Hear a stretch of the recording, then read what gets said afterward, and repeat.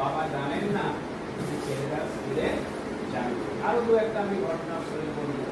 তো সেই ছেলের কি পড়াশোনা সাবজেক্ট হবে, সে জানেই না যে আমাদের এই সেকেন্ড টার্ম পরীক্ষাটা হয়ে গেল। ক্লাস 6, 7, 8 আজকে দেখেছি। 6, 7, 8 এর স্টুডেন্টদের সমস্যা আলাদা, আর 9, 10 এর আলাদা, 11, 12 এর আলাদা। আমরা এবারে আলাদা আলাদা করে ভিডিও করছি। 6, 7, 8 ছেলেরা সত্যি কিন্তু না বাবা মা বললে তাহলে স্কুলে আসে।